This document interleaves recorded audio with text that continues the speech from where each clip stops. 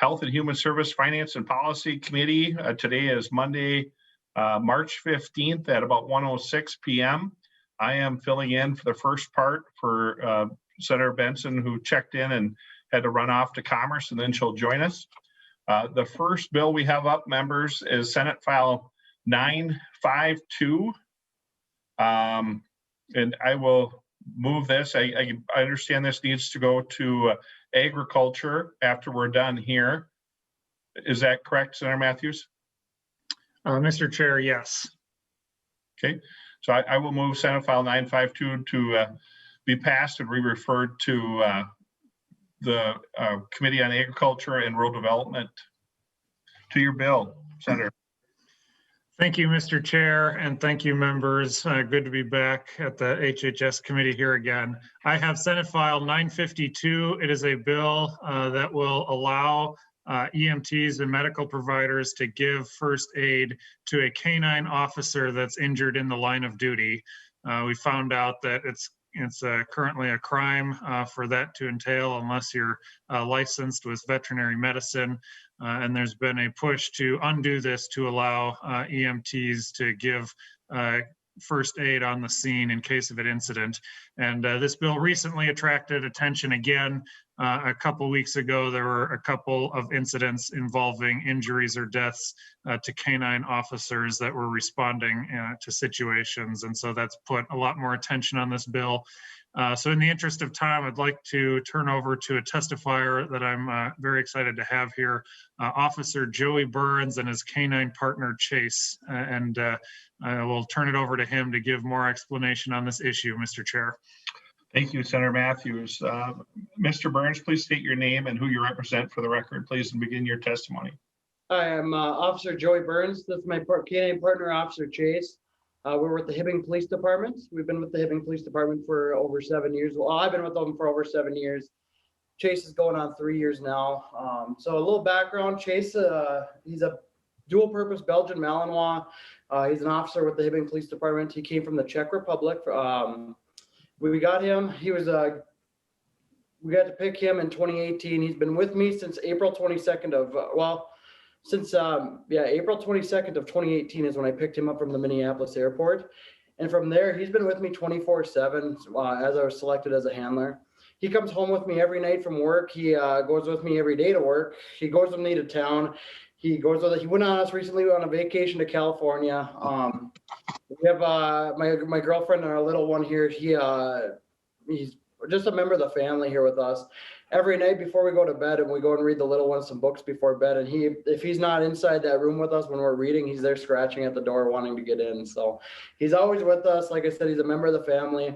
This not only goes for him, this goes for pretty much every canine around the country. The bond that we create, it's more than just a pet.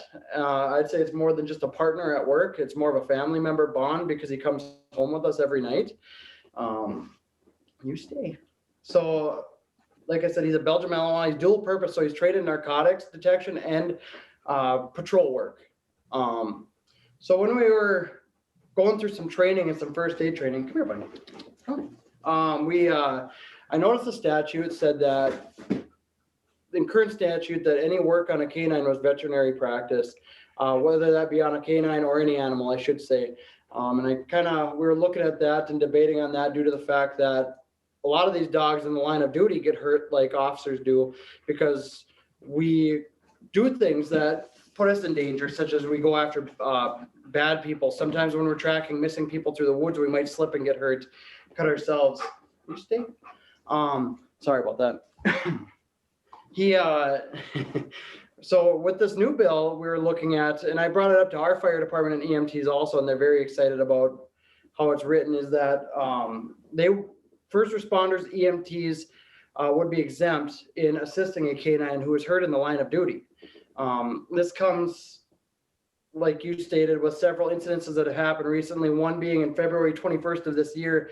Anoka Police Department Canine Bravo was shot in the line of duty while chasing two armed carjacking suspects. The car ended up being disabled and the armed suspects fled. Canine Bravo was deployed to apprehend one of the suspects. The suspect turned the gun on Canine Bravo and officers. shot K9 Bravo through the chest near the trachea, and the bullet ended up exiting through his lung or out by his lungs. He was brought to the veterinary clinic. He was treated, and he will be making a recovery. It's unknown if he's going to return to duty at this time. But that same week, in Duluth Police Department had a domestic situation was turned deadly with K9 Luna's passing. The suspect was wanted on multiple violent felony crimes. They sent Luna in to locate the suspect. The suspect shot Luna, and eventually that gunshot wound killed her. Not only with K9 Luna, but that same handler 2 years prior had K9 Haas in Duluth, who also died from a gunshot wound while trying to apprehend a domestic violence suspect in the home. The same situation, K9 Haas was shot, but this time Officer Holler was also shot in that time during that incident. They were both. Haas was brought to the vet by a fellow partner. K9 Officer Haas was brought to the vet by a fellow partner of Holler's, where he eventually did pass. Alone in 2021, 3 canines have been killed in the line of duty, one being K9 Luna from Duluth Police Department, 2 of those of which were gunfire incidents. One was a car crash. In 2020 alone, 21 canines were passed in the line of duty, had passed away in the line of duty. With that being said, not only is the bond between Chase and I and every canine officer and canine partner so close with not only us, but our families, our coworkers, but the cost of these dogs is upwards. I think now is about $17,000 for the canine and the training alone. And me and Chase here went to about 4 months of training in Blaine, Monday through Friday. So we would constantly be down there every week for 4 months straight. Not only that, but every day to this day, we still train. Yesterday, we were doing tracking training through the elementary school. We went behind the elementary school. I had my partner lay a track. We followed the track. We found his toy. So every day, we still train for this line of work. And again, every day, we still bond. I get to learn him every day, how to read him, his reactions. Working up in a rural area such as Hibbing, I've noticed that when we go on a dangerous call, such as a couple of weeks ago, we went to apprehend a dangerous suspect who was wanted on felony charges. I called our veterinary clinic because it was after 6 p.m. just to notify them of where we were going to, just in case something went south, and advise them of the situation. They were closed. Our nearest emergency vet clinic was an hour away down in Duluth. So for us to be able to, if you were to get hurt during that incident and needed emergency medical care, the closest place for me to bring him would be Duluth at that point. Even lights and sirens would take over a half hour, 40 minutes to get down there, depending on the weather, the road conditions, traffic. So if you were injured and needed immediate medical care, there's no way we'd make it to Duluth and back in time to get him treated. With this bill, our ambulance service is there. We have first responders. Our officers are trained in first responding care. There is canine medical trauma care out there for officers to help treat their partners. And with this bill, it would help cover any litigation between that if something were to happen with these first responders helping out in case he or another canine gets hurt in the line of duty in the state of Minnesota.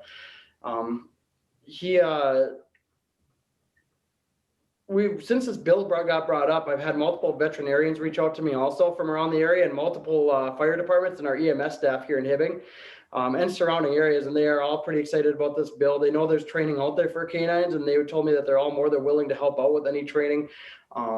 Local veterinarians and veterinarians across the state reached out to me, some down in the metro area, and it's kind of cool since this bill has been set forth to see the outreach of support we've had for it. So with that, I hope that this bill can proceed through, and I appreciate your guys' time listening to this. Again, I explained this when I spoke in front of the others at the House of Representatives, spoke in front of everybody there. It's such an honor to do something like this because it's kind of a once in a lifetime deal to be able to speak to you guys, be able to have Chase here. And again, we appreciate your time in hearing this, and thank you guys. Yeah, thank you. Any questions for the presenters, Mr. Burns or Chase? If not, we'll go back to you. Thank you for being here, and thank you for your service. Senator Mathews, any follow-up comments or closing remarks? Mr. Chair, I'll be brief. Thank you for the chance to hear this bill. an EMT in my district mentioned this to me several years ago when I was first elected, that he was aware of this current law and made the comment and was like, it makes no sense. We're there and we could try to give aid at the scene and we're prohibited from doing so. And so I think this is just a common sense bill that could help protect and save the life of a canine officer. This has a support letter from the AKC that I believe was included in your packets, and it has growing support from many other groups around the state. So would appreciate your support. Thank you, Mr. Chair. Yeah, thank you, Senator Mathews and Officer Burns. Members, please turn on your cameras and your microphones. We are going to vote on passing Senate File 952 and pass it on to Agriculture and Rural Development. So all those in favor, say aye. Aye. Aye. Aye. Any opposed, say nay. Senator Mathews, you're on your way to Agriculture. Thank you. And Thank you, Mr. Chair. Officer Burns. Next up, we have, I believe, Senate File 875. Do we have the other sheriff on board here? The Senate Sheriff. The Senate Sheriff. It's Yeah, right. wow, that's pretty good. I got another promotion today. Senator, Thank you, Mr. Chair and members. I've got before you today Senate File 875. And Mr. Chair and members, this is a non-discrimination and access to transplant bill. I do have an A7 amendment that I think would get the bill in order. so we will move Senate File 875 to pass and be sent to the floor, members. And you have an A7 amendment? That's correct. Okay, members, do we have the A7 amendment? I have it in my packet. Senator Rosen. Yes, Mr. Chair, I would move the A7 amendment. Thank you, Senator Rosen. Senator Rosen moves the A7. Members, I hope you all have the A7 amendment. To your amendment, Senator Ingebrigtsen. Thank you, Mr. Chair and members. I do have testifiers here that can get right into the amendment to help work on it. I have Amanda Collins first and then Erica Hillier on second. So if I could ask for Amanda to go ahead and describe it. It's obviously regarding non-discrimination and access to transplants for folks. I'll let her go ahead and just. Okay, thank you, Senator Ingebrigtsen. Ms. Collins, please keep your comments as brief as possible. We have a lot of testifiers and a lot of bills up. So please begin and state your name for the record. Thank you.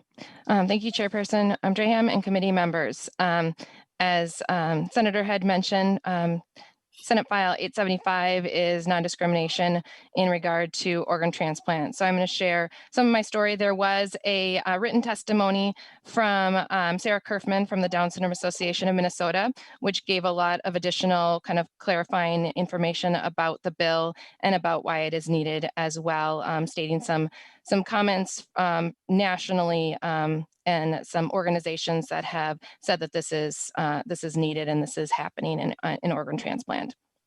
So again, my name is Amanda Collins. My youngest son has Down syndrome and a congenital heart defect. My oldest son actually selected organ transplant discrimination as his high school senior government project last year, which included reaching out to a representative, and is the reason why I'm here speaking with you today. My youngest is a happy, energetic 6-year-old kindergartner who you might hear bouncing around upstairs above me, it's loud, who loves Mickey Mouse and Paw Patrol and playing with his siblings, cousins, and friends. He has a congenital heart defect, and during our early prenatal ultrasounds, it appeared his heart was unbalanced, which with this comes surgeries and many times requires a heart transplant in order to have long-term survival. Luckily, his final diagnosis was not as complex, but still has had 2 open heart surgeries.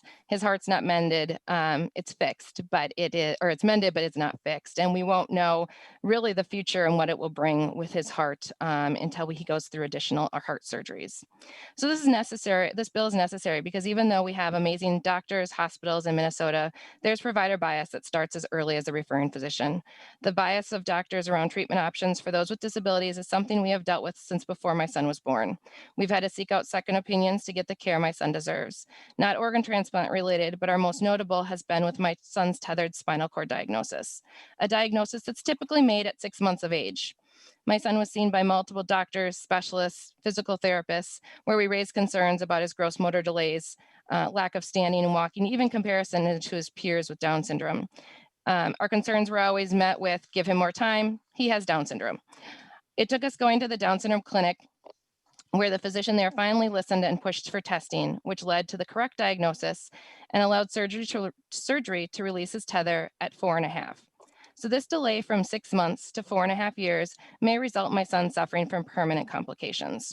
If provider bias with a tethered spinal cord diagnosis resulted in a 4-year treatment delay, what type of provider bias is impacting individuals with a disability that need a time-sensitive, life-saving organ transplant? And our story has many parallels to another written testimony that you received from another mom, Carolyn Petrie.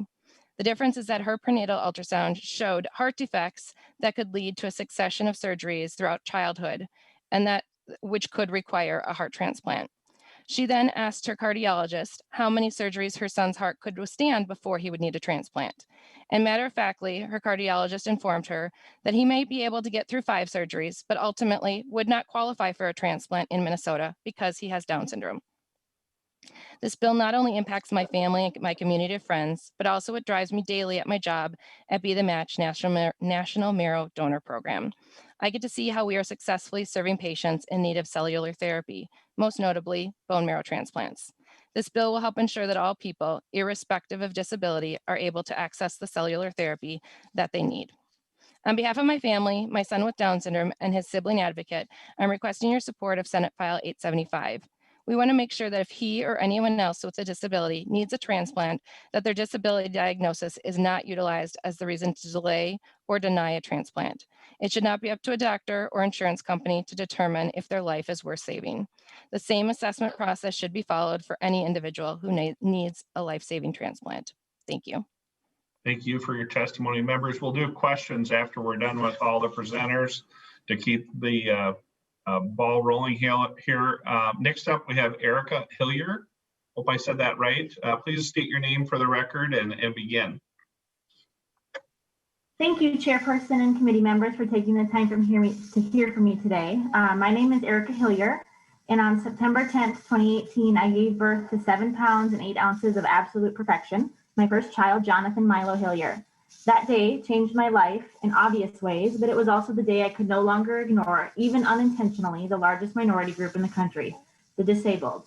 You see, Johnny had surprised us with an extra chromosome. There are a lot of assumptions that come with a diagnosis of Down syndrome. Without knowing him, people make assumptions about my son's abilities solely based on his diagnosis. Worse, people will also make assumptions about his worth and his quality of life. People wonder if we wish he had been born neurotypical or if we were worried our next child might also have Down syndrome. The answer is an emphatic no, by the way. We would be lucky to have another child just like Johnny, truly. Today, Johnny is a 2.5-year-old ball of fire. He learns sign language faster than his dad and I can keep up with. He models for Target, and I've never been teased so seriously by a toddler in my life. The idea that he might be denied an organ transplant if he ever needed one because of an extra chromosome and somebody else's preconceived idea of what that means for his life is a tragedy. Anyone who meets Johnny would tell you he's absolutely worthy of life, and yet it happens. Around the country and here in Minnesota, people with disabilities are still being denied life-saving organ transplants. They're being placed lower on a wait list, or they're not even being referred in the first place simply because of their disability, not because they aren't medically qualified. In the process of pursuing this legislation, I was contacted by a Minnesota mother, Nikki Golden. You have her family's story in a written testimony, but her teenage son, Bryce, has autism and was denied being placed on the transplant list by 2 Minnesota hospitals. The family was told that the reason for refusal was due to his autism diagnosis and their belief that he wouldn't be able to comply as needed, despite him repeatedly demonstrating that he was able to. Eventually, one of Bryce's doctors told the family they need to go elsewhere for a transplant because Bryce was out of time and Minnesota was getting in the way. Thankfully, Nikki and Bryce were able to relocate to a state where this legislation had already been passed, and Bryce received his liver transplant last year.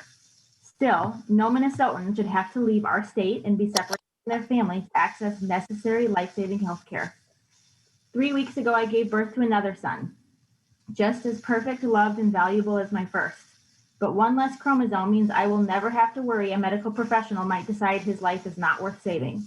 The worth of my firstborn is not, nor should it ever be in question. Johnny is fully human, and as such, he should have the same access to organ transplants and anatomical gifts that you or I would. Senate File 875 will ensure that medically eligible patients in Minnesota who have cognitive, developmental, intellectual, neurological, or physical disabilities are never discriminated against when seeking an organ transplant. This bill will also prohibit health plans from denying insurance coverage for transplant-related care based on disability. And if an eligible patient is discriminated against in the organ transplant process, they can file a civil action and have that claim heard quickly and efficiently to reach resolution. Our team has worked diligently to address feedback we received during last year's legislative session in order to present you with the bill before you today. I hope that everyone on this committee votes to move Senate File 875 forward without hesitation, not just for me and my family, but for all Minnesotans. Thank you.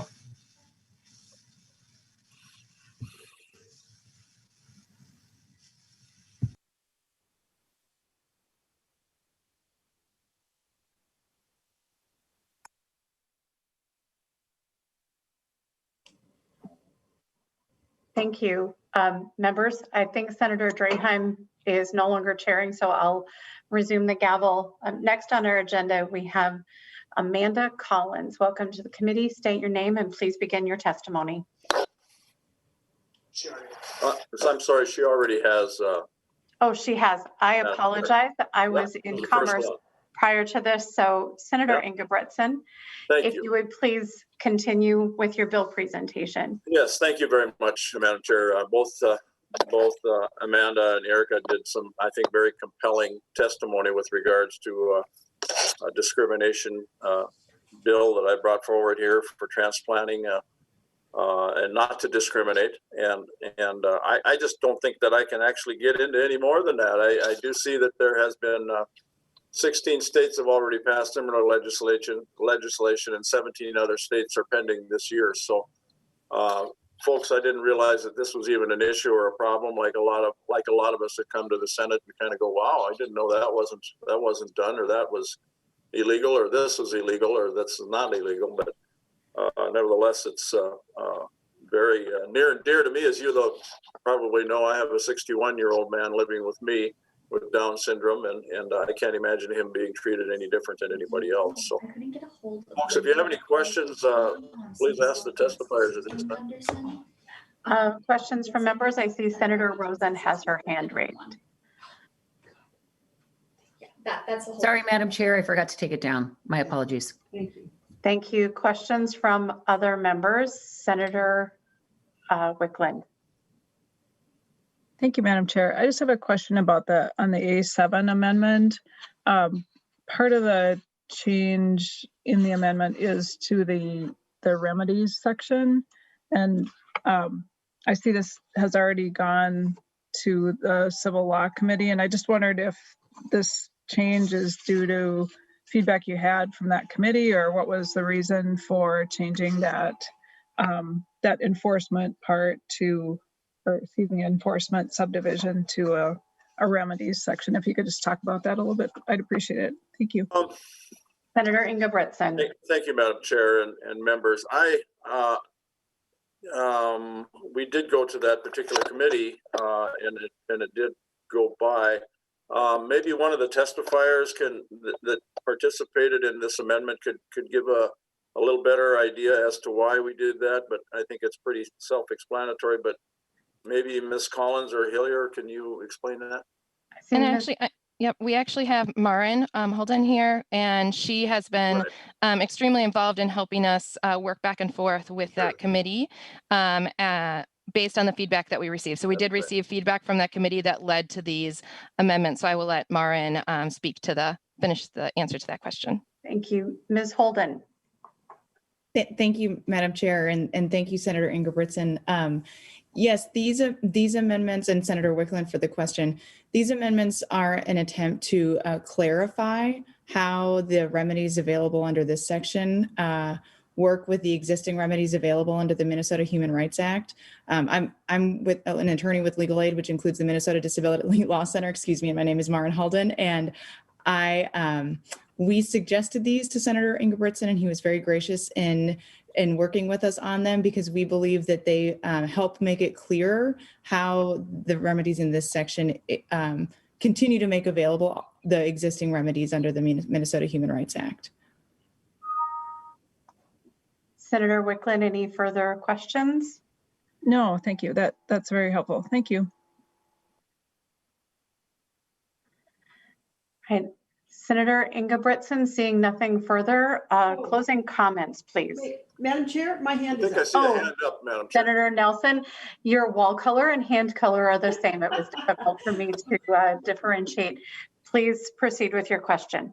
Thank you, Madam Chair. I'll try and change that hand color. My question is, well, one, I thank Senator Ingebrigtsen for bringing the bill and for the testifiers, and it was very compelling testimony. I'm just left with one question that I can't seem to find the answer to, and maybe Senator Ingebrigtsen can help.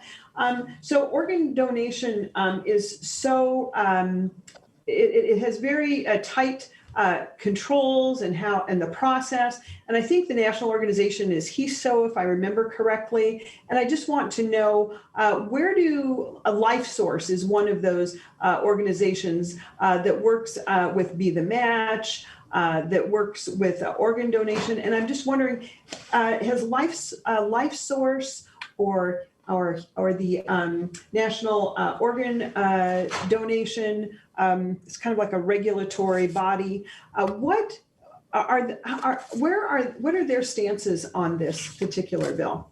You know, Madam Chair. Senator Ingebrigtsen. Yeah, Madam Chair, I'm going to divert that question to one of the testifiers as well that have been working on this for quite some time.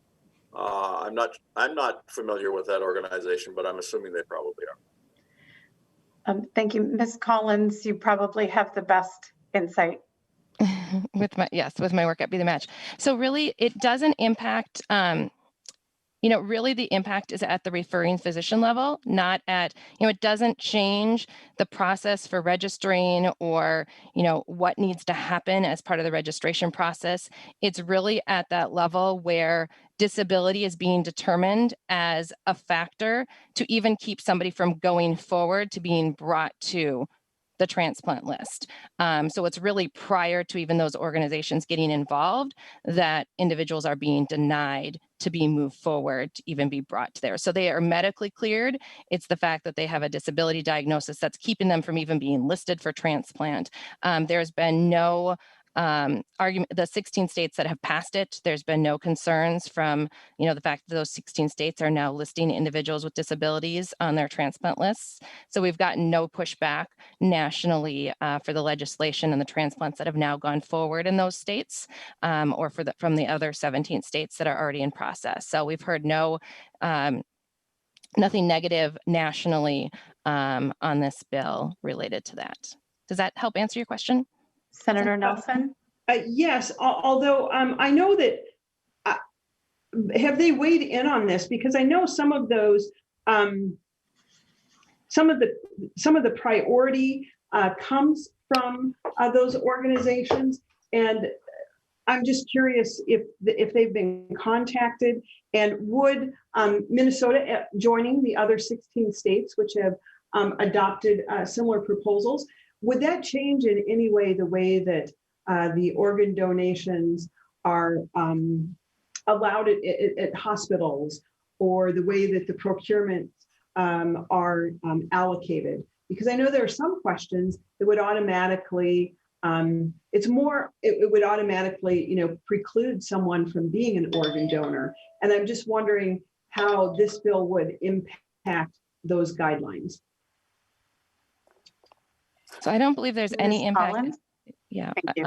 And Erica, if you have any other additional thoughts, let me know. But yeah, I haven't heard anything that would impact the guideline. We're not asking for a change to the guidelines.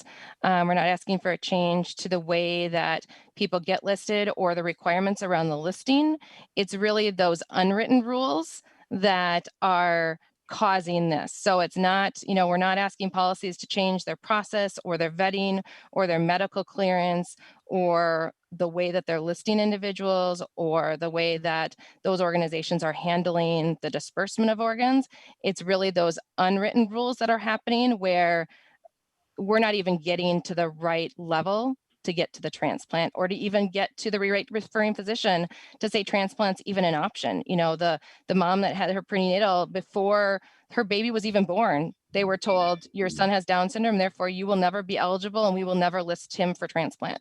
So it's really the unwritten rules that are the problem, not the written policies and procedures. We're not asking for changes to those or changes to the listing process or the way that organs are distributed. It's really taking that unwritten barrier out of there to allow us to get to that assessment. And if they're medically cleared and if they meet all the requirements, then put them on the list where it fits based on the medical clearance and based on the rules. Don't list them lower because they have a disability, even though it's not correct, or don't keep them from even being listed. So it's really that process, not once you get on the list, we're not saying to change that. It's that unwritten rule that's causing the problem. Madam Chair, and thank Senator you. Nelson. Thank you, Madam Chair, and thank you, Ms. Collins. I believe you really answered my question when you addressed the fact that it's really unwritten rules that this would change. It would not change any of the national organization rules or any of those guidelines that I think have to be walked through. So thank you very much. Thank you. Senator Klein. Thank you, Madam Chair, and thank you to the testifiers for introducing us to your beautiful children. We heard a similar bill last year, and I actually had some of the same concerns as Senator Nelson. Sort of the process for listing and selection on those priority lists for transplant recipients are not something that we have legislated around in the past. And I was concerned that inserting ourselves into that process would open a very difficult and tentacled problem for us. But having reviewed the bill with counsel this weekend, I'm satisfied that this is more about sort of not denying insurance benefits should those referrals be made, and ensuring, as the testifier said, that these referrals do get made, not necessarily adjusting where somebody falls in the priority list. So I plan to vote for the bill, depending on your path for the bill, Madam Chairwoman, and thank you for bringing it. Thank you. And I believe members, we're still on the A7 amendment. Any further questions to the A7? Seeing none, please turn on your camera and mute yourselves. I believe Senator Rosen made this motion. So Senator Rosen moves the A7. All those in favor say aye. Aye. Aye. Any opposed? Same sign. Seeing none, the amendment is adopted. Senator Ingebrigtsen, we are to Senate File 875 as amended. I'm going to make one last call for members' comments. We had a rather broad discussion on the A7, so I'm going to watch for hands and questions. Seeing none, Senator Ingebrigtsen, closing comments. Well, I thank you for the testifiers being here and for the questions of the two senators and Senator Klein for clearing that up. I know that was one of my questions as well, but I'm glad you took the time to look at that. And this is something that really should never have been denied. But hopefully it's a fix. As we know, we're a sausage making machine here. If we have to come back and do something else, but this is certainly a step in the right direction, and I appreciate the time. And Senator Klein, I didn't answer your question. We are referring this to the floor if you'd like to raise some concerns about that motion. It's been through civil law. Okay, thank you. And Senator Rosen, I think I saw your hand. Yes, thank you, Madam Chair. I was going to make the motion and where did it go? But it is going to general orders, right? General orders. Okay. Senator Rosen, please move the bill. Thank you, Madam Chair. I move that Senate File 875 as amended be recommended to pass and sent to general orders. On Senator Rosen's motion, all those in favor say aye. Aye. Aye. Aye. Any Aye. opposed, same sign. Thank you. Senator Ingebrigtsen, Senate File 875 is passed. Thank you, Madam Chair and members. Thank you, members, for your attention. We are going to move on to Senator Rosen. You have and I don't mean to surprise you, it's Senator Curran. Senator Rosen has some amendments to the bill, so we're going to change our order from the published agenda. Senator Curran, could you move Senate File 1227, begin your presentation? And I believe Senator Rosen has amendments. Thank you, Madam Chair, and I'll move Senate File 1227. Begin your With that, Madam Chair, presentation. this is the bill that we had a great discussion last week, and so this bill itself really addresses the wholesale medical gas companies and manufacturers, and it reduces the application and registration fee from the $5,260 to $260, and I believe we have the cost is around $250,000. And Madam Chair, in lieu of time, I believe we've all had a thorough conversation, so we'll go to the amendments. Thank you. Senator Rosen, I believe you had amendments. Yes, thank you, Madam Chair. I actually have two. I would like to start with the A5 amendment. And this is something, that deals with the Opioid Advisory Council. And this is actually a suggestion from staff to make sure that their specific priorities and activities line up with the funding that's coming through. So it's very simple, really, that on line 1.8, describing the priorities and specific activities for the council, and it would still be March 1st of every year for the upcoming fiscal year based on the projected funds available for the grant distribution. There seems to be somewhat of a disconnect as far as how much money is coming in and what the funds would be used for. So with that, and then on the next paragraph, basically, I think that's more of just redefining what is already in that paragraph. The council shall determine grant awards and funds based on the appropriate amount from the commissioner. And if Mr. Albrecht wants to fill in the blanks on that I would appreciate it. Mr. Albrecht. Madam Chair and Senator Rosen, I think that Senator Rosen described the amendment well. The second paragraph there, paragraph B, and those changes, I will defer to Ms. Kavanaugh, but I'm pretty sure those are from the governor's proposals related to clarifying who makes the decision about the proposals and awards that are made, and then who actually makes the awards. So the council makes the decision, the commissioner makes the grants. Okay. Senator Rosen.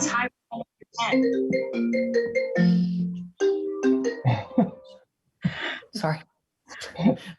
Senator Rosen. Yeah, doggone it. We've got to remember. Madam Chair, that's I don't know if you want to have Ms. Kavanaugh speak on that, but I think this just really clarifies the purpose, the timing of the advisory council, and make sure that everybody's on the same page about how much funds are being used and what their priorities are. Okay, it's not an amendment that you were asking for from the previous hearing. It's an add-on that was something that people that attended the council felt that there was a disconnect, and so we're just trying to straighten that out. Okay, thank you. Questions from members as to the A5? Senator Wicklund. Just a question. I thought, did you say that they will on March 1st? Will they have a good estimate of how will be available for the grants and activities so that they are able to make their recommendations based on these, based on what's, I guess I was trying to understand if they are going to have accurate information on March 1st, or if they just have to work from a projection and it may go up or down. Madam Chair. Mr. Albrecht. Madam Chair and Senator Wicklund, so that's what I was trying to, or I guess Senator Rosen was trying to describe in the changes on lines 1.8 to 1.10. So the problem that the governor is trying to resolve and that the council has brought up on a couple of occasions is that they don't know that information, and they believe that they need to know that information in order to meet the requirements to report to the legislature by March 1st. And what Senator Rosen asked and what this proposal achieves is to say to the council, no, we don't need to know exactly what grants you want to make and for how much money. We just need to know what priorities you plan to pursue with whatever money is available. And that's what this amendment does, is change it to, or to clarify really, that they don't need to tell the legislature exactly what grants they're going to do and how much each one is going to receive, but rather what their priorities are going to be related to whatever decisions they end up making once they know how much money they have. Thank you, Senator Rosen, and I also have Senator Eaton's hand. Thank you, Madam Chair. And unfortunately, Mr. Weigberg is not on, I don't believe, but they really don't have a specific amount that they know what to spend until the summer. So that's when the fees are collected. I believe it's July, but we're just trying to get ahead and figure out what are the priorities, what is the specific activities that they would like to fund. Thank you, Senator Eaton. Thank you, Madam Chair. Well, my concern with this is that it continues to put the cart in front of the horse, and that's been our objection in the council. Has been so difficult because if we're only going to have a couple million, it's a lot different than planning for 10 million or whatever. It's so that changes the priorities, but I don't know how to rectify that because one's on a calendar year and one's on the state fiscal calendar. So I'm just saying, I don't think this fixes anything, but I have no objection to it. Any further questions or comments to the A5? Seeing none, Senator Rosen. Yes, Madam Chair, I'd like to move the A5 onto Senate File 1227. Senator Rosen, Senator Nelson just raised her hand. Senator Nelson to the A5. Thank you, Madam Chair. Senator Rosen, I just have a question on the A5 on lines 1.11 through 1.18. Can you describe or maybe our council what the intention of those lines are, what you hope to accomplish with those? Senator Rosen. Thank you, Madam Chair. I'll go ahead and defer to Mr. Albrecht, please. Mr. Albrecht. Madam Chair and Senator Rosen, not to make this confusing, but I think Ms. Kavanaugh should answer that question. I'm sorry, Ms. Kavanaugh. Madam Chair and Senator Nelson, this is language that it was in the governor's bill, and this basically just clarifies that the grant awards will be based on the funds that are appropriated to the commissioner, and the commissioner so the council will determine the grant awards amounts and who's going to get them, and then the commissioner will award the grants from the fund and administer those grants. So it just designates who's going to do what. Senator Nelson. Thank you, Madam Chair. And Ms. Kavanaugh, that was my question to ensure that, so the advisory council does the determination of how to allocate those funds. Is that correct? Madam Chair Ms. Kavanaugh. and Senator Nelson, that's correct. With the caveat that on March 1st, there should be some sort of report from the council. And granted, they should have some idea in terms of how much is going to be collected every year, because those fees really aren't going to vary that much. So they're going to know.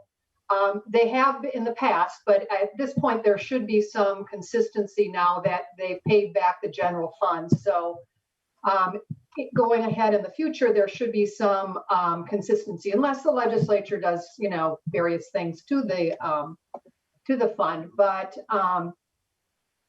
this gives at least the legislature the ability to look at what the council intends to do on those grants, and give some sort of, maybe advice or, direction to the council if there is a disagreement in terms of, what they're looking at in terms of priorities for the next grant cycle. Not necessarily, the specific grants and who's going to get the RFPs and the amounts, but at least a general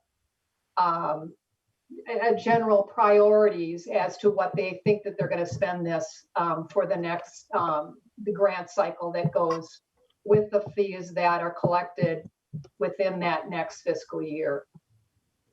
Thank you. Thank you for Senator Nelson. No more questions. Thank you, Madam Chair. Thank you. Senator Rosen to the A5. I think actually I appreciate both Mr. Albrecht and Ms. Kavanaugh's description of the amendment. And I think it's important to have just a little review of the legislature's review of some of the decisions made by the council. I think that's important. Thank you. Senator Rosen renews her motion on the A5 amendment. All those in favor say aye. Aye. Aye. Aye. Any opposed? Thank you. Senator Rosen, the A5 is adopted. Senator Rosen, any further amendments? Yes, thank you, Madam Chair. I do have the A6 amendment I'd like to move. Senator Rosen moves the A6 amendment. Please explain the A6. Thank you, Madam Chair. And that deals with the injectable opioids that we talked about. We just didn't have it correct. And so I know that staff was working with Dr. Weiberg, and they did check with the board surveyors, inspectors on some of that, the issue about should injectable opioids be excluded or not. And so this language in this amendment would direct the board to not include any injectable opioids distributed to hospitals or hospital pharmacies in their calculations, because oral opioids might be used in a hospital for post-operative pain relief, but they are not typically used only to keep a person on a ventilator. So that's what that's about. And it should not really affect the fee at all, because they are coming into the state at a lower amount for that higher fee. There was one disputed fee where I think the board was wrong on their calculations of units, but otherwise it shouldn't affect the amount of money that's collected into the state. That should be ongoing. But it doesn't make sense to penalize these hospitals or the folks or the hospitals that are using ventilators for COVID-19 patients. I mean, that's the whole intent of this amendment, was to make sure that we don't penalize the wrong people or make them accountable for the increased amount of injectable opioids. Thank you. So with that, Madam Chair, that's the A6. And Senator Rosen, does this also deal with the settlement for McKinsey? I think don't so. know. Page 3, line 32 does mention consulting firms. Yes, it does. Thank you. We put it all into one. Thank you. Thank you. Madam Chair. Yes, so that does deal with the McKinsey. And so first to the author, Senator Curran, I forgot to ask you on the A5 because I felt like we talked about it, but Senator Curran to the A6. Madam Chair, the A6 is, as the A5 is a friendly amendment, and I encourage a yes vote. Thank you. And Senator Eaton, questions to the A6. Thank you. Madam Chair, I was wondering if I could hear from Cody Weiberg on his feelings on this amendment, if he can calculate this, if he feels it's reasonable. I see he's on the call. Mr. Weiberg, please turn on your video, unmute, introduce yourself, and proceed. Madam Chair, members of the committee, I'm Cody Weiberg. I'm the Executive Director of the Minnesota Board of Pharmacy. And I think as Senator Rosen mentioned, I did work with Senate staff on this amendment. And in doing so, I checked with some of the pharmacy surveyors, also known as inspectors, who have hospital pharmacy background experience to kind of sort of be my reality check. And also we looked at prescription monitoring program data to see, 2000 data or 2020 data, I mean, to see what was reported at least to the PMP.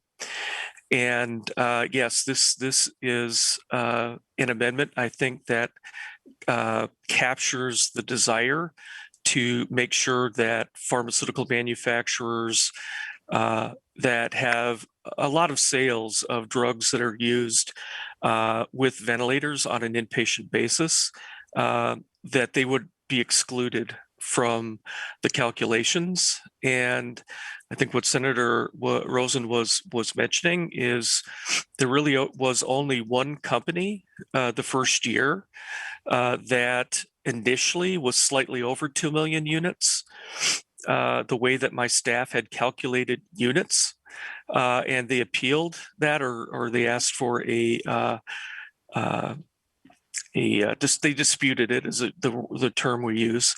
I went back and redid the calculations myself, and that put them actually quite a ways under the 2 million units. And so they actually did not pay last year. Now, it's possible because of the big increase in use in ventilators that maybe they would be over the 2 million units for this last year, in which case, of course, what the bill directs us to do is calculate both ways, calculate as if they did have to pay based on those units, and then exclude the units, and then give that information to MMB so that the appropriate amount of money is transferred.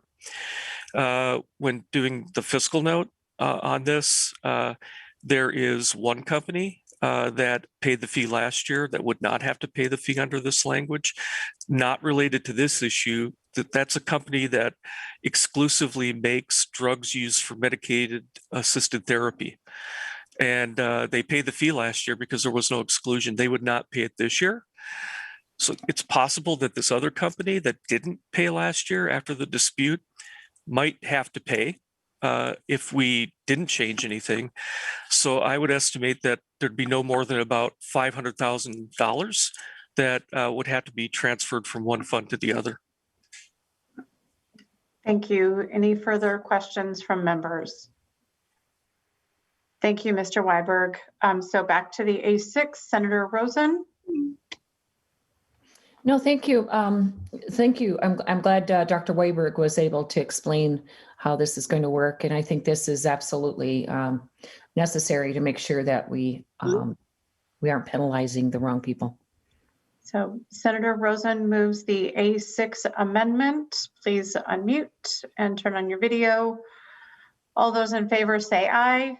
Aye. Aye. Aye. Any opposed? Same sign. Senator Rosen, the A6 is adopted. Thank you. Senator Curran, how about the fiscal note? I had asked for a fiscal note based on the language we discussed. And so do we want to have Mr. Albrecht walk us through the, it's supposed to be confidential, but I wanted to be transparent with the committee before we move this bill. Yes, Madam Chair. Let's have Mr. Albrecht cover it. So, Madam Chair and members and Senator Curran, there are two provisions that are addressed in this fiscal note. The first one is the underlying bill that changes the fee for the medical gas people. And the amount attributable to that change is $115,000 per year. And then the other fiscal effect is the provision in the amendment that was just done that relates to the counting of the units and the assumption in this fiscal note that one manufacturer would no longer be subject to the $250,000, I believe it's called a registration. And those are the two effects that are discussed in this fiscal note. The other provisions of Senator Rosen's amendments don't have fiscal implications. Questions to the fiscal note? Oh, Thank you, Madam Mr. Chair, I Albright. should say that Yes. this is a consolidated fiscal note, and there is a page for MMB, and that page talks about the language that that says for any reduction in the fee revenue that is attributable to the change in the counting of the units would be transferred back into the opioid fund Okay. from any settlement amounts. And so that's why you see so many Back in. monies going in and out of different places, but it's the same $250,000 just moving around. Thank you. Any questions to the fiscal note? I'm watching for hands. Thank you, Mr. Albrecht. Senator Curran, this will go to the Committee on Finance if you'd like to make your closing comments. Yeah. Thank you, Madam Chair. I believe we've discussed this bill thoroughly. It does clarify some things and revise or renews or refreshes the program. Takes care of some of those unintended consequences, and I think it's a great move forward. So with that, Madam Chair, I'd like to move Senate File 1227 be recommended to pass and as amended and be re-referred to Finance. Again, members, microphones and camera on. All those in favor of the Curran motion say aye. Aye. Aye. Any opposed say no. Thank you, Senator Curran. Senate File 1227 is on its way to Finance. Next, members, I do not see if Senator Draheim is back.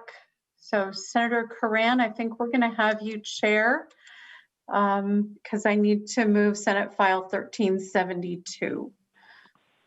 Thank you, Madam Chair. I've captured the gavel as you tossed it over. And so Senator Just Benson. right down the hall. Thank you. The virtual gavel. Thank you, Senator Benson. So if you'd like to move your bill 1372. Thank you, Senator Curran. Members, I'd like to move Senate File 1372. I do have an author's amendment, the A1. I'd like to move the A1 amendment, Mr. Chair. Thank you, Senator Benson. And this is your first stop as an author's amendment. So This is, thank you. I everybody appreciate that Everybody turn your cameras on, turn your microphones on. All those in favor of the author's amendment A1 to Senate File 1372. Aye. Aye. Those opposed, same sign. Senator Benson, your motion carries. To the bill. Thank you, Mr. Chair. The Hennepin healthcare system has a disproportionate number of Medicaid patients and plays a considerable role in Minnesota's Medicaid system. Providers like Hennepin Healthcare take on a significant commitment, and Medicaid reimbursement is lower than that of commercial payers, even though it is a very complex population. And so Hennepin Healthcare has 45% of their patient mix being Medicaid and 75% in public programs. That's more than double the next closest health system that serves 22% Medicaid. So CMS has a program that recognizes systems like Hennepin Healthcare might need some help. CMS has authorized hospitals like Hennepin Healthcare receive supplemental payments based on their PMAP or Medicaid managed care payments. Currently, fee-for-service payments are declining and some will be completely gone by 2024. It's time for us to switch to newer directed payments. So Minnesota DHS needs legislative approval to go to CMS and request this change. Illinois and Arizona have already done directed payments for their safety net healthcare systems. And so we would not be first in the nation, but we certainly need debate in this committee. We need support of the legislature, and then we can direct the Department of Human Services to do this work. Mr. Chair, I'd like to request that Ms. DeCabilius give an overview of the uniqueness of Hennepin Healthcare, how this works, and why it matters. So if we could welcome her to the committee. Thank you, Senator Benson. And Ms. DeCabilius, if you could state your name and who you're with before testimony, and the floor is yours. Thank you, Mr. Chair, members of the committee. I'm Jennifer DeCabilius, CEO for Hennepin Healthcare. And Hennepin Healthcare, as Senator Benson mentioned, provides a critical role in healthcare for Minnesotans on Medicaid. We're here today to ask you to help us improve the reimbursement structure so that we can sustain the critical safety net that we provide. The change we're asking for today, in its simplest form, directs DHS to request CMS authorization of Medicaid-directed payments to our health system. This will replace some of our current supplemental payments that are phasing out already and better aligns with federal policy direction.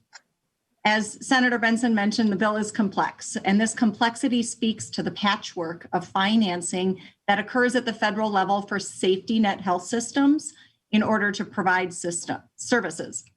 These Medicaid-directed payments require, interestingly, greater transparency than current payments do, and they require alignment with the state's quality plans, helping us drive higher quality and ensuring fiscal stability for the critical safety net supports that we provide across Minnesota. I'm going to do a quick overview of the bill at a very high level. It does three basic things. It ends current pass-through payments that are based on fee-for-service, and you'll see that in section 2 of the language. So that language, what it does is it phases out fee-for-service payments, which are being phased out anyway by 2024, and voluntarily we take those off the table early in order to ensure that there isn't a duplication of payment. And that is what the language you'll find in section 2. The language in section 3 starts a new Medicaid directed payment upon CMS approval. And as mentioned, there are 30 other states that have activated these Medicaid directed payments already. And Senator Benson, as she mentioned, there's 2 that really are leveraging it very similar to what we're looking to do around stabilizing safety net services. And the third section, in section 1, you'll see there is some changes that were recommended by DHS, and we defer to them for any technical questions about it, but it really is about recommendations so that we don't hit against unintended consequences as it relates to our disproportionate share hospital payment, our DSH payments. It gives clarifying language there so that, again, we ensure that we're not unintentionally impacting payment structures. And I would like to just take a couple minutes to explain why Hennepin Healthcare specifically needs this change. As many of you know, if not all, Hennepin Healthcare includes Hennepin County Medical Center, HCMC, which is a nationally recognized level 1 trauma center that is critical across the state of Minnesota and even the region. We also operate expansive specialty and primary care clinics across Hennepin County, and our system serves all Minnesotans. 20% of our patients are actually from outside of Hennepin County and come here because of the specialized services that we provide. And those numbers are expanding as telehealth makes mental health and addiction services that we have here available, again, across Minnesota. In addition, I want to highlight that we train nearly half the doctors in the state are trained here at Hennepin Healthcare. So we know we're an essential training organization as well. We're also home to an award-winning research institute, home to the Minnesota Poison Center. We have a renowned burn center, a 24/7 hyperbaric medicine chamber. The list goes on, and these are resources that need to remain available to Minnesotans. As you can see from the handouts that we shared with our testimony, and as mentioned by Senator Benson, 45% of our revenue comes from Medicaid and 75% from public programs. Most health systems operate in the reverse. So it really does call out the complexity and the greater social and medical needs that we see here at Hennepin Healthcare, including substance use disorders, homelessness, serious mental illness, HIV/AIDS, and other barriers to realizing optimal wellness that make life just plain more challenging for individuals. So they take a different systemic approach. These are higher cost patients, and this strategy of bringing to you some stability in our funding will ensure that their care remains available, and it attaches the quality metrics as mentioned to drive positive outcomes forward. I will also highlight that we're uniquely positioned to help Minnesota reduce health disparities, as 60% of our patient population is non-white and 20% prefer a language other than English. As a result, we focused our service innovations on health equity. Some recent examples are with COVID testing and vaccine efforts, our efforts to go into shelters, to be in public housing, to help staff long-term care when they had some nursing shortages early in COVID. And the recent equity dashboard that was shared by the governor was built here at Hennepin Healthcare. So we're intentional in our efforts, and we play a really unique role in Minnesota. Due to the low reimbursement rates and the high level of public programs that we serve, however, there's a significant impact to us. We are currently positioned to have to reduce operations by 10% based on our current funding structures and the fact that these supplemental payments are on a downward slide and trending away by 2024. And we know it will cost Minnesota in the long run more to provide this care than it will to provide this federal funding opportunity for advancement if we are not here to provide those critical services. As an organization, we're proud to serve Minnesotans on Medicaid. Our incredible staff continually choose in particular to work here because of our mission. And we want to ensure we're here to continue to help the patients across Minnesota and to drive the state's quality goals. We have shared this legislation with other health systems and with the Council of Health Plans, and any comments that we have received have already been incorporated in the language you see in front of you. And I just want to also note that we're appreciative. We continue to work with technical assistance with the Department of Human Services, and we will continue to do so to work through some of the nuances because this is a new funding stream in Minnesota. And we've got some great national experts that are working with us around how other states have leveraged this to stabilize their safety net services. So in closing, we appreciate the state's support on this. This is critical for us keeping operations going in Minnesota and making sure that we continue to provide essential services to Medicaid patients and to our community. So with that, thank you, and I'll stand for any questions. Thank you for your testimony. Senator Benson, any additional comments prior to questions from members? No, Mr. Chair, let's go to questions. Members, questions? I don't see any hands up yet. There we go. Senator Wickland. Thank you, Mr.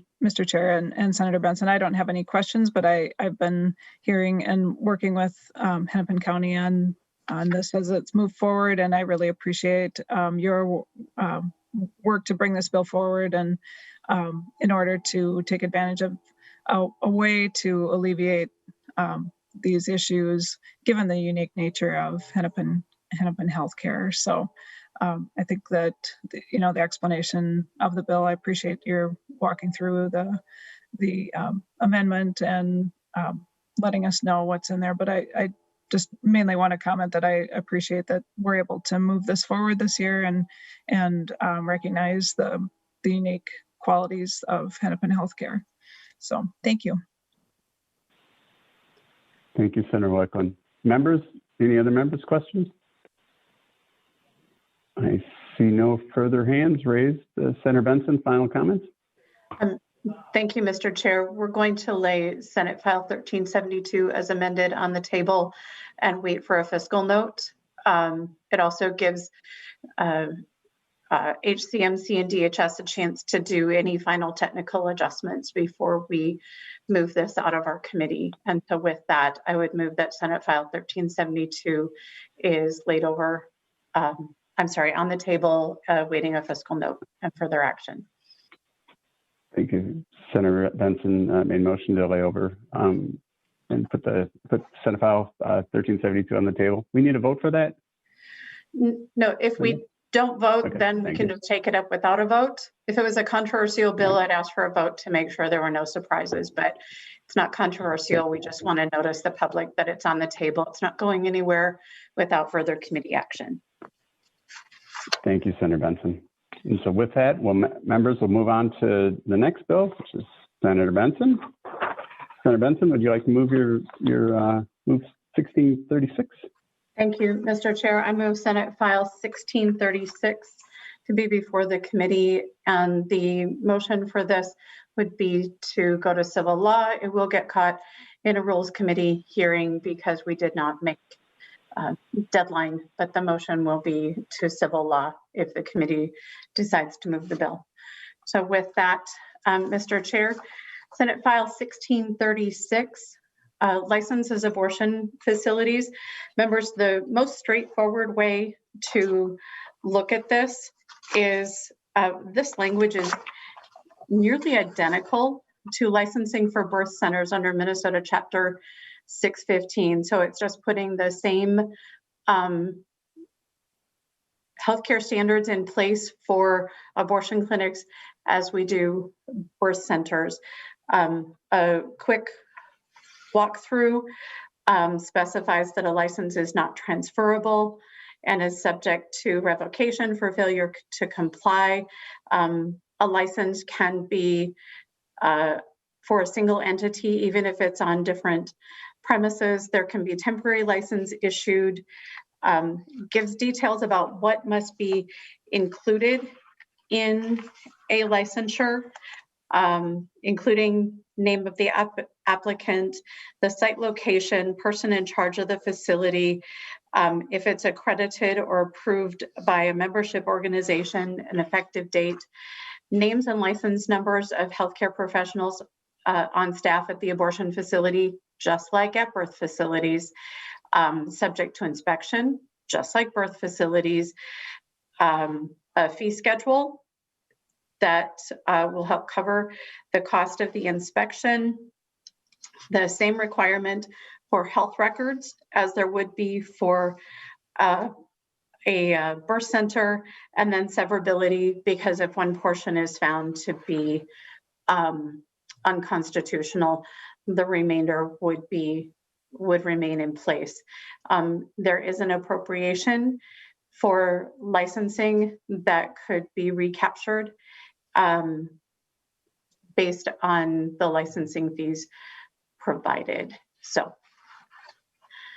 that is the summary of the bill. This is about women having safe access to what some consider healthcare, and this is about creating similar structures, one for birth facility and the other for abortion facility. So I am happy to, I understand we have testifiers, and I'm happy to stand for member questions. Thank you, Senator Benson. I believe we only have one testifier, and I think it's Ms. May Quaid. Could you state, are you on? I believe you are. Could you state your name and who you're with? And the floor is yours. Thank you, Mr. Chair, members of the committee. My name is Erin May Quaid. I'm the Coalition Director for Unrestricted Minnesota, a multiracial interfaith statewide coalition working to achieve full reproductive justice in Minnesota, where every person can decide if and when and how to become a parent, raise healthy children in safe and thriving communities, and have gender freedom and bodily autonomy. And I'm urging you to vote against Senate File 1636. First, Senate File 1636 does not respond to or address any safety problem related to abortion care in Minnesota. Second, this bill is largely unconstitutional, as laws related to authorization, inspection, and revocation of authorization of abortion clinics were all struck down in 1977. Thus, I am assuming the language about severability is included in this bill. And third, Minnesota abortion clinics and providers are already required to comply with federal, state, and industry safety standards, including the Occupational Safety and Health Administration, or OSHA, the Health Insurance Portability and Accountability Act of 1996, the Clinical Laboratory Improvement Amendments of 1988, and the National Abortion Federation Clinical Policy Guidelines. Finally, Minnesota abortion clinics and providers are also required to have professional licensing standards. So doctors and nurses and other medical professionals and workplaces that provide abortion care are licensed through the state per requirements respective to their professional associations, the Minnesota Board of Medical Practice, the Minnesota Board of Nursing, the accredited medical assistance programs. Senate File 1636 is an attempt to continue to politicize abortion care, something that 82% of Minnesotans want to stop. Abortion care is safe. It is safer than having a tooth extracted. It is safer than having a colonoscopy. And because this has been compared to birth centers, it is almost 14 times safer than giving birth. This bill is intended to perpetuate the false narrative that abortion care needs to be singled out for specific and special treatment in law. It doesn't. When a person has decided to have an abortion, it should be safe, legal, affordable, available in their community, free from punishment or judgment, and without interference from politicians. Senate File 1636 does none of those things, and I urge you to vote no. Thank you. Thank you, Ms. Mayquade. Thank Senator you. Benson? Thank you. And I have been reviewing some of the testimony submitted, saying that this is racist, misogynistic, resulted from sexism, that is coercive. But that's never applied to the birth center standard. I think instead of talking about the issues at hand, many of the letters submitted have actually gone so far as to accuse my authorship of being something racist and sexist. And I would believe that the people who work with me know differently. And so I would never ask you to disregard public testimony, but I'd ask you to take their comments in the manner in which they intended, if they're going to impugn some motive that is somehow racist and sexist. Certainly not going to help conversations going forward. I'd like to also address some of our medical community have commented that this is unnecessary, yet none of them have come forward to revoke the revocation for birth centers or revoke the licensing for birth centers. And so I'm very interested to see how many of them decide they want to come forward and remove the standards for birth centers. Mr. Chair, if we can license a facility that is designed to care for women in low-risk birth situations, then we can do the same for abortion facilities in Minnesota. Low-risk births are allowed to be regulated in Minnesota. Thank you, Senator Benson. And so we'll go to member questions, and it looks like we have Senator Klein up first. Oh, thank you, Mr. Chair and Senator Benson for bringing the bill. First of all, I'd like to request a roll call if the intention is to pass this beyond and not just lay it over. Roll call requested, roll call granted.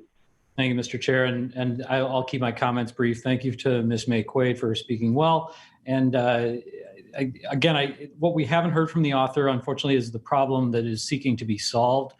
We haven't heard that these facilities are unsafe or that there is risk to the patient or danger within them that regulation or licensing would solve or fix or improve upon. We've heard that this is the same type of regulation that applies to birth centers, but if something is excessive and bureaucratic at one institution, it doesn't mean that it's beneficial to extend that excessivity and bureaucracy to another institution. So I've had trouble hearing from the author and from the language of the bill itself what the justification is for the bill, and I'll be voting against it.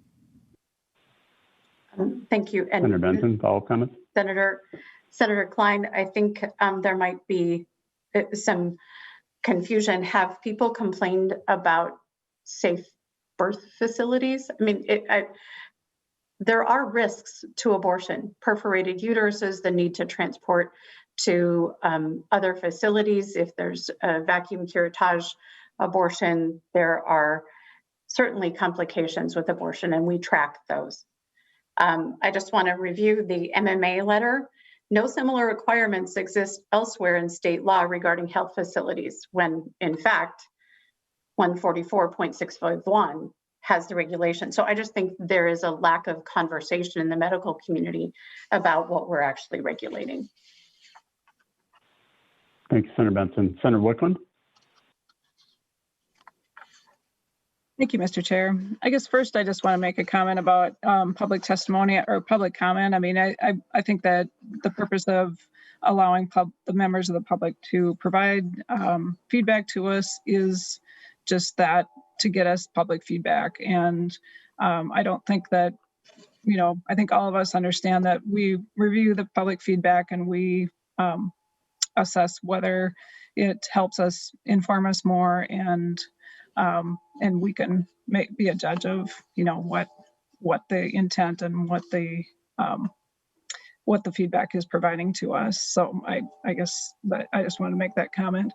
And then I had a question for Ms. Mayquaid, and I just wondered if you could talk a little bit more about the impact of this type of regulation on communities of color and women and communities of color.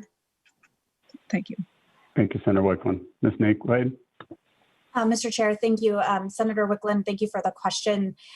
So we know that in states that pass laws that target abortion clinics specifically, they're usually meant to make it harder for those clinics to stay open, make it harder for, to suggest things like you need to have certain privileges at hospitals or have certain widths of hallways. And we know what this does is close clinic down and push abortion care out of reach for so many people. In the state of Minnesota, we have about 5 providers of abortion care left. And we know that it is so important that every pregnant person has access to the full spectrum of pregnancy care in order to have a safe and healthy pregnancy or decide to end their pregnancy. And so what we know is abortion is very, very safe. Again, it's safer than having a tooth extracted. It's safer than having a colonoscopy. It's many times safer than giving birth. And we know that clinics in Minnesota are also regulated by their own industry standards and by their licensure through their accreditation. And so again, this is a bill that goes in search of a solution to a problem that doesn't exist.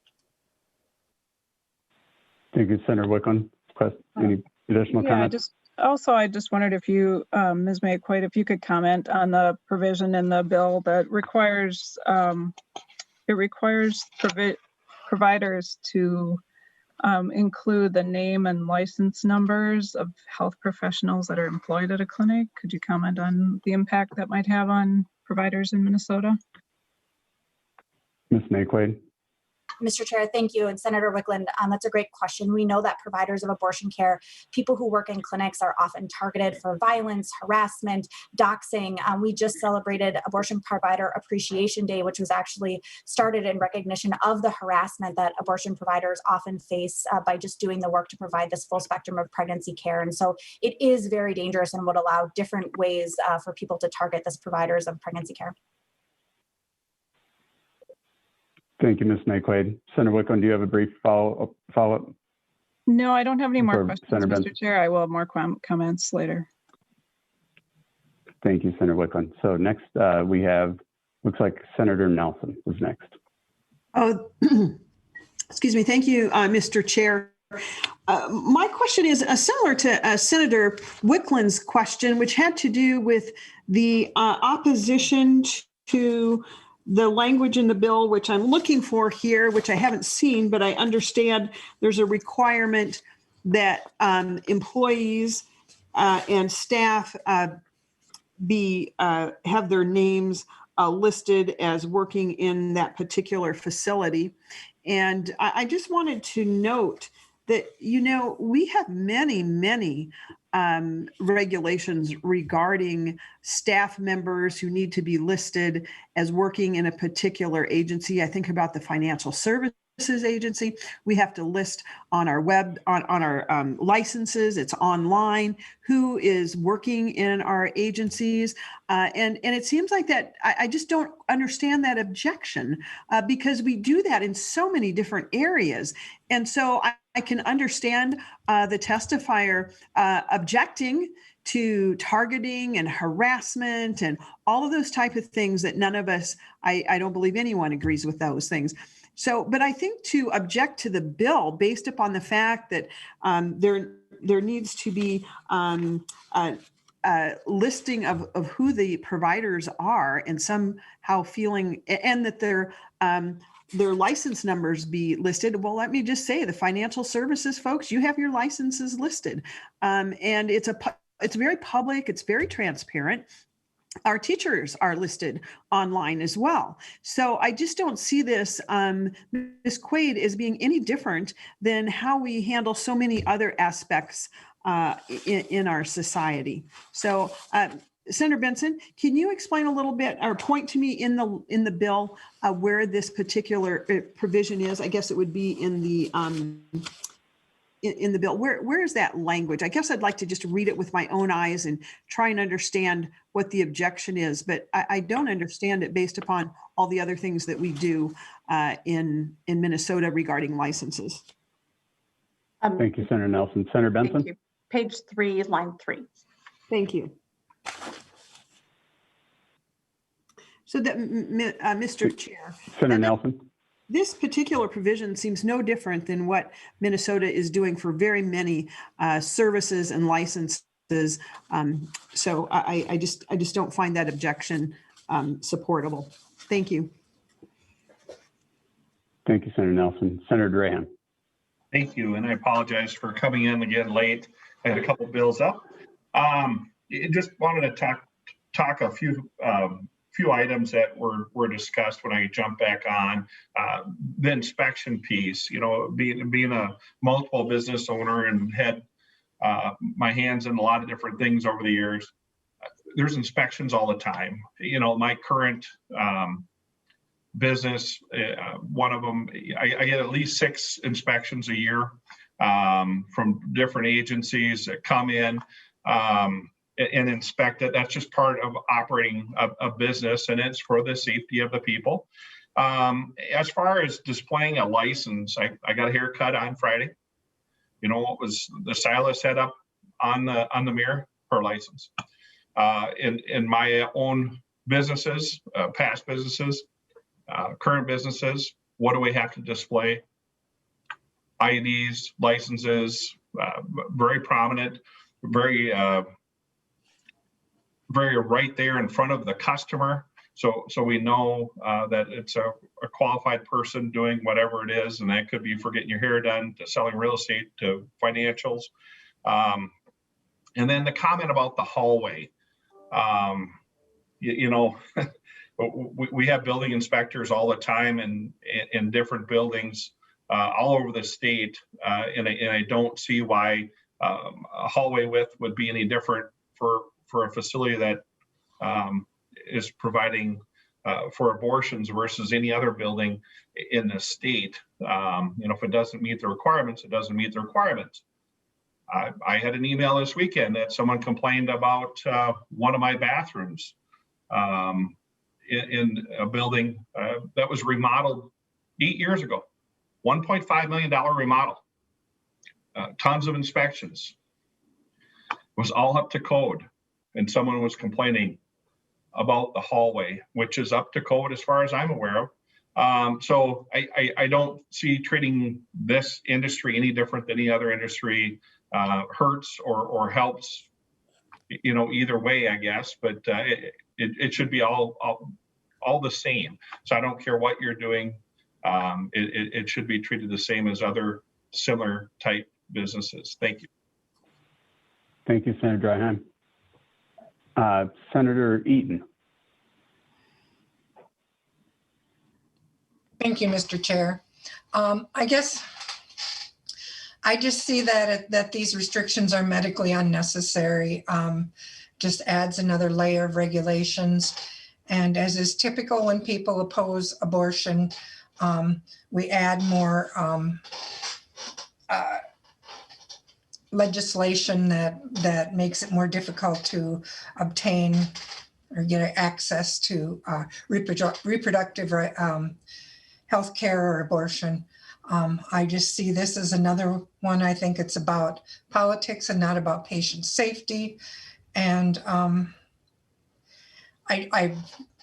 frustrated that we're still talking about this. I've been working to stop this kind of legislation since the 70s, and quite frankly, I'm frustrated, but I'm done. Thank you, Senator Eaton. We look forward to your support when we eliminate the burdensome and unnecessary regulation across all the legal businesses in Minnesota. We would love that support.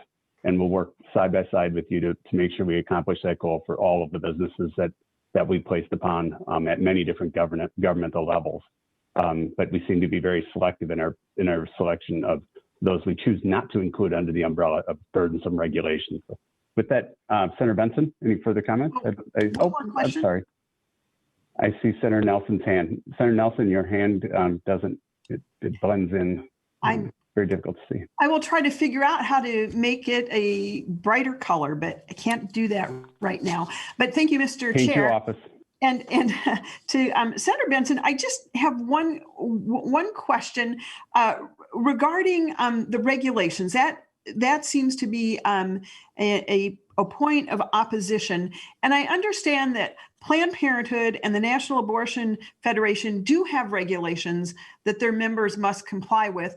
And I just want to know, is your bill different than those regulations? Is it the same regulations?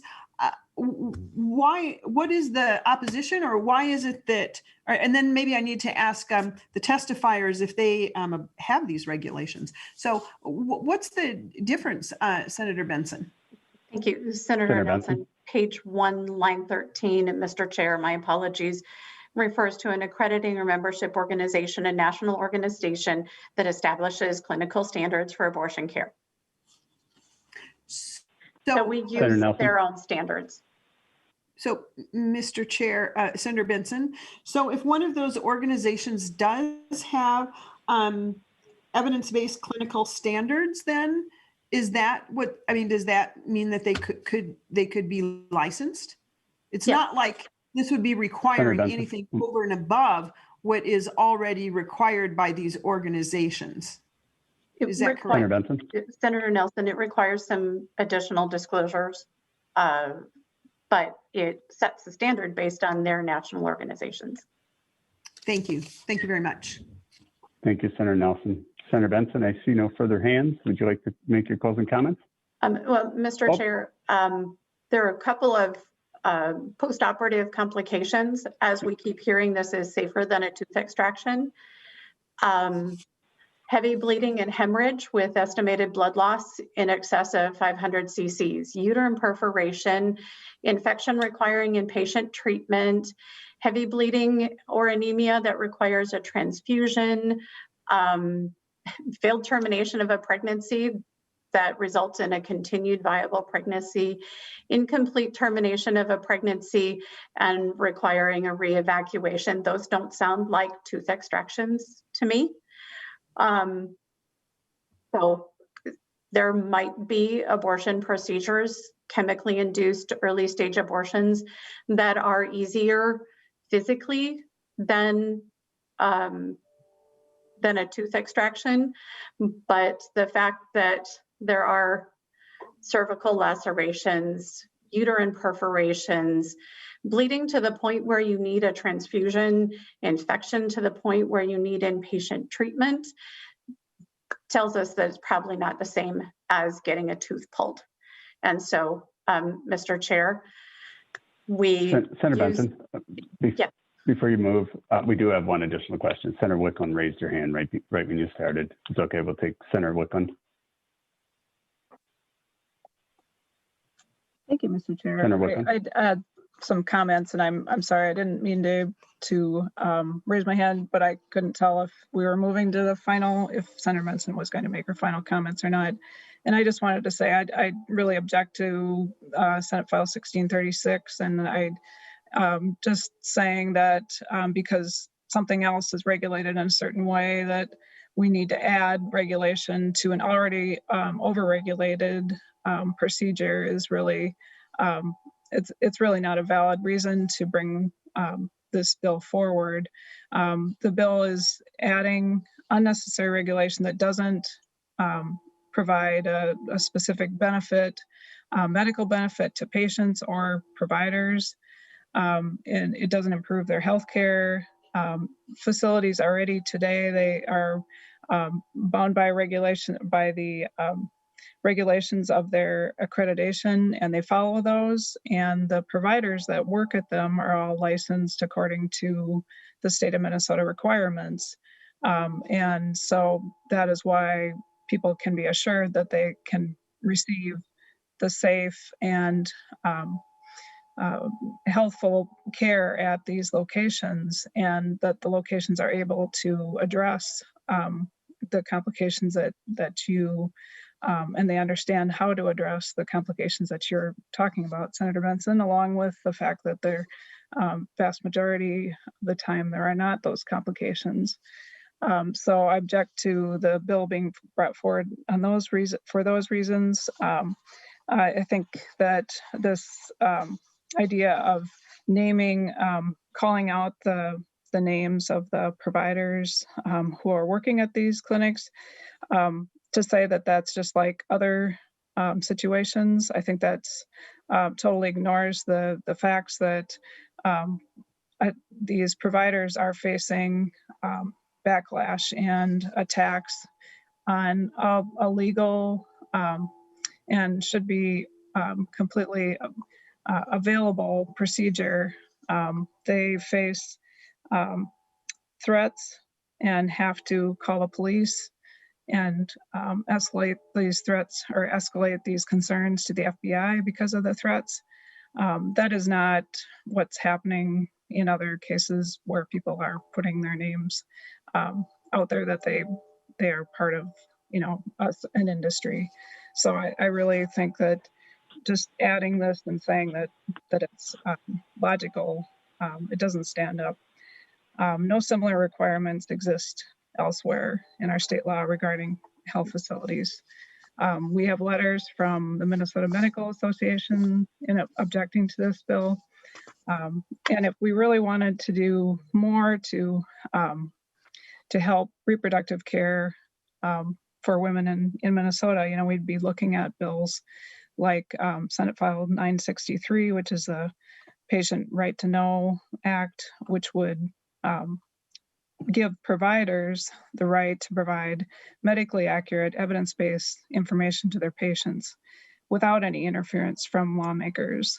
We've already put layers of regulation on abortion providers, and we've put into statute specific language that providers have to use, which really goes against what the provider-patient relationship requires. So I object to this bill. It adds more to already burdensome regulation in Minnesota and is not intended to really provide any better outcome for women who seek abortion care. And that is a legal service in Minnesota, and they should have access to it. So thank you. Thank you, Senator Wickland. Senator Mr. Benson. Chair, could Senator Wickland tell me if I struck page 3, lines 3 and 4, would she support the bill? Senator Wickland. And that it simply establishes licensing based on the accreditation standards that she says the clinics all comply with. No, because Mr. Chair, I'm sorry. No, I would not support the bill. It would remove one factor in my objection, but it still would impose a licensing requirement on a facility that adds no value. And so providers are licensed today. They're licensed to be able to provide the services in those clinics. And those locations follow the regulations to be accredited, and that is sufficient for other medical practices, and it should be for abortion care facilities as well. Mr. Chair, accreditation has no teeth to it. Minnesota doesn't say you can't open unless you're accredited. We use accreditation as guidance for licensing health professionals, but the accreditation that they claim to comply with isn't a requirement in the state of Minnesota. That's what this bill would say. You have to comply. And to correct something that names of providers aren't required to be disclosed anywhere else in Minnesota law. Chapter 144.615, subdivision 4, paragraph 6, the names, license numbers, and if applicable, of the healthcare professionals on staff at the birth center. It's in law. So whoever wrote the letter that said it's not required, 144.615. Again, members, an abortion's not the same as getting a tooth pulled. People end up being hospitalized. This is not unreasonable to say if you are undergoing an invasive medical procedure that the state should have some oversight at the facility where this is happening. Members, this is not a call to violence. This is a call to give the same level of protection to women having an abortion as to women who are giving birth. And so, Mr. Chair, I think it is reasonable that we provide the same level of healthcare standards for women who are having an abortion as for women who are giving birth. Thank you, Senator Benson. And with that, would you like to move your bill? I know you made your closing comments and took all the questions. Would you like to move your bill? And we're moving on to civil law. Thank you, Mr. Chair. I move that Senate File 1636 be recommended to pass and sent to the Committee on Civil Law. Senator Benson renews her motion to pass Senate File 1636 be recommended to pass and sent to civil law. A roll call was requested. Thank you. A roll call was requested. And so, Mr. Osterland. Senator Benson. Aye. Senator Draheim. Aye. Senator Wickland. No. Senator Abler. Yes. Senator Eaton. No. Senator Klein. No. Senator Curran. Yes. Senator Nelson. Senator Rosen. Aye. Senator Nelson.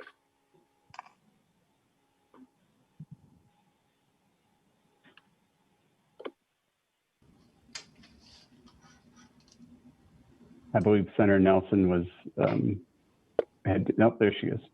Senator Nelson. Here. Mr. Chair. Senator Nelson.